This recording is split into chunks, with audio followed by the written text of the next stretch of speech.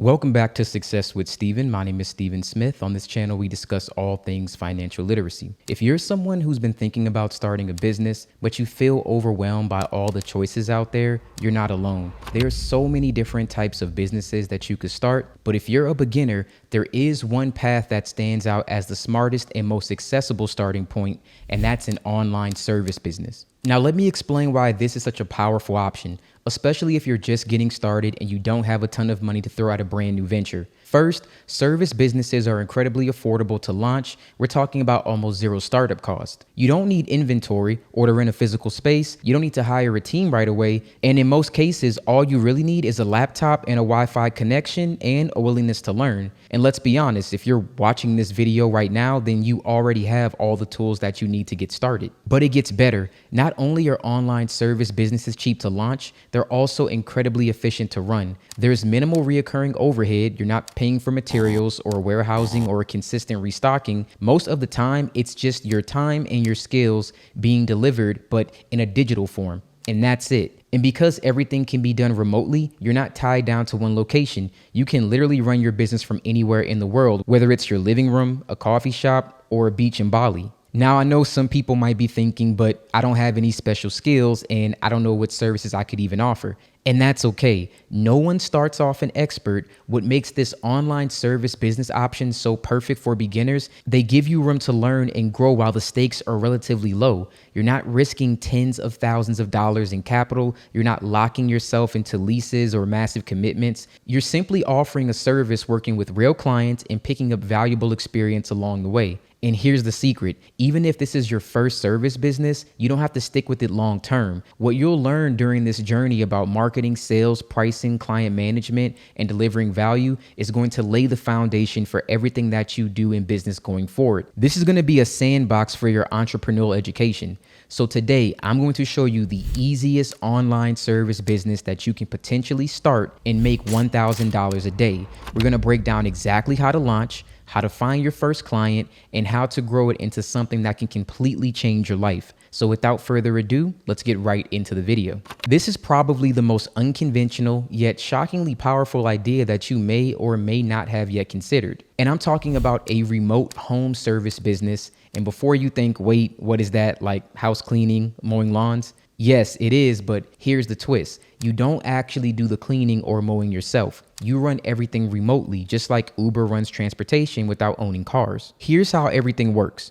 Pick a simple service like junk removal, cleaning, gutter cleaning, landscaping, or car detailing, something that's already in demand in your local area. Then, instead of you actually doing the service yourself, you hire subcontractors to fulfill the work. You simply handle marketing and customer communication, and they'll handle the actual labor. This means you can scale quickly and operate in multiple cities and keep your overhead fairly low. Now, I'm sure you're thinking, why use subcontractors? Well, instead of hiring employees, buying trucks, and storing equipment, you rely on subcontractors who already have all of that. These small operators know exactly what to do in their particular trades, whether it's cleaning or landscaping or car detailing or junk hauling, and you connect them with customers that you bring in. They'll do the work. You handle the marketing, the bookkeeping, and the customer relationships. Also, the subcontractor gets paid when you get paid by the customer, so this will cost you nothing out of pocket. You're essentially the liaison between the customer and the subcontractor. Now let's talk about how you can actually get started. Getting started is much easier than you think. You can do this in 4 simple steps. Step 1 is building a website, and it doesn't have to be a fancy website either. It could be a basic one build like on Wix or a simple Google business listing. That's really all you need to get started. I also have a video that shows you how to build an entire website completely free. I highly recommend that you watch that video if you need help with this part. Now, the goal is to make your booking as easy as ordering something from Amazon. Customers will come to your website, they'll pick a service, they'll schedule a date and a time, and then they will pay you up front. You then send the job to your subcontractors who complete the work. And just like that, you've got a scalable business model that can grow without you being physically present. You don't even have to be in the same city if the system you put in place actually works well enough. Step 2 is marketing. Marketing can be grassroots in the beginning because you're going to be localized more than likely. So you can post in things like your Facebook group, on websites like Nextdoor, or even put up flyers at local businesses. I have another video that walks you through marketing and advertising your business by using social media. I'll also link that video as well for you to watch after this video. There are also paid ways to get leads and reoccurring clients. You can build a lead generation system using Google. There are things like Thumbtack, which is an online directory that allows users to search for rates and hire local service providers to work on a variety of personal projects. You can use Google SEO, which is the long game to rank on Google searches. Some people spend money on searches to generate leads, which can be 10 to 15 new clients a day. You don't have to know all of this right away. You can take your time in the beginning just doing the easy methods, but in time, you can learn all this information for free with things like YouTube. Now let's talk about step 3, which is mindset. One of the biggest mistakes new operators make is treating subcontractors like disposable labor. This will get you absolutely nowhere. You need to see them as business partners, treat them fairly, pay them well, and communicate clearly. I've used subcontractors in the past for services, and I've also been a contractor myself, so I respect their time. You always make sure that you want to pay them what they deserve, and if a job falls through, you should still pay them. And why would you do this? Well, because you're building trust. This isn't about maximizing every dollar. It's about creating a long-term reliable system.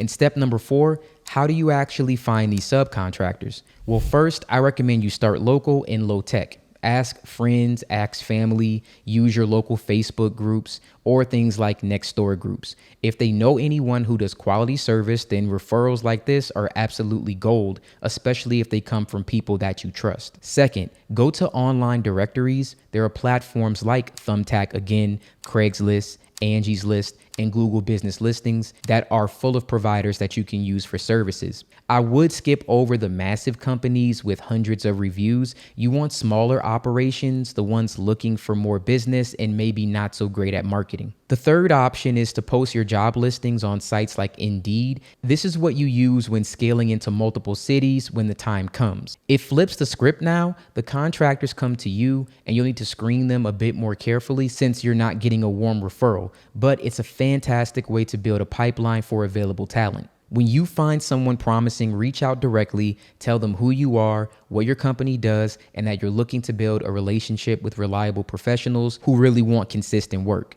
Be real, be clear, let them know what to expect. This is probably the most labor-intensive part for the entire process, at least for you, which again, on the flip side, is why I always say having a skill and starting a service-based business is important because there's always someone looking to hire some help. Now, if you're new to hiring people, you're probably wondering how much to pay my contractors. In my case, I split revenue down the middle. So if a customer pays $300, I would give $150 to the subcontractor, and then you would keep the other $150. This creates enough profit margin to stay healthy while still being generous. Remember, good contractors are worth their weight in gold. You want them happy and you want them to stick around. So if you were to scale this up using our example, it would only take 7 jobs per day for you to make over $1,000. You may also want to consider a trial job. You can send the contractor to a friend's house, or if it's a new market, you can offer a real customer a heavy discount in exchange for real feedback. This way, you can see how the contractor performs. A trustworthy subcontractor will always send the clients back to you for future bookings. After they pass the trial, you can put a simple contract in place. Nothing overly complicated, just a basic agreement outlining your expectations, how they get paid, and a non-compete clause that protects your customers. Now they're in your system, and you can use softwares like ZenBooker or Google Calendar to manage bookings and dispatching. Jobs can be sent automatically to contractors based on location and availability. The contractors get a notification to review the job and accept it. They don't see the full customer information until they accept, which adds a layer of protection. If you're not familiar with any of these bookings or appointment tools, it's very easy to learn about them just by using simple tutorials. And you can find these videos online like YouTube, and there are so many to choose from. I would take my time with picking the one that best suits your needs. On job day, your dispatcher or you, if in the beginning you're going to coordinate everything, they confirm the appointment, check in with the contractor, and are available if something goes wrong. After the job is marked complete, the customer will be automatically charged if they didn't pay prior, and an email is sent asking for a review. That review gives you insight into how your team is performing. Now, like anything else, you're going to run into issues along the way. Yes, contractors might flake or customers might complain. That's just part of business. But if you handle it with transparency and urgency, you'll build a reputation that lasts. If a job goes bad, you can offer a refund or a reschedule. If a contractor disappears, then that's okay. You just move on. Don't worry about it. Just take some action. As for payments, you can use things like ADP or Gusto to pay contractors. It handles 1099 and taxes automatically. But in the beginning, you can use Venmo and Zelle. That works just fine. But the key is to get a W-9 form for every subcontractor and send them a 1099 at the end of the year. I also have an entire video that talks about ADP and creating your own paycheck stubs. You can honestly use this for hiring your subcontractors. I highly recommend that you check out that video as well if you're unfamiliar. If not, then again, Gusto, Venmo, and Zelle, that's fine in the beginning, but definitely you want to incorporate some of these other tools later. And finally, insurance. You need general liability insurance that covers anything in case something big goes wrong. Your contractor should also carry their own insurance for the work that they do. That way, everyone is protected. Again, this is something you can easily just look up, general liability insurance. You probably have it right now through your current insurance company. Just ask them for one on the business side. So look, guys, this system really works. It's scalable, it's flexible, and if you do it right, it can be massively profitable. You can build a business that grows while you sleep, that you can operate in cities that you've never even been in. But you have to respect your contractors, invest in a good system, and stay focused on long-term quality. I truly believe this is the simplest business model that anyone can do, especially if you have any experience in the administrative aspects of a business, then this will come to you very naturally. However, if you don't, this is something you can easily learn given enough time, and eventually it'll become completely easy for you. This is in your control to manage, and how far you go will be determined by how much effort you actually put into this. I want to thank you guys for watching this video. If you're serious about building your first online business and finally take control of your time, then the moment is now. Pick a service business that resonates with you and start today.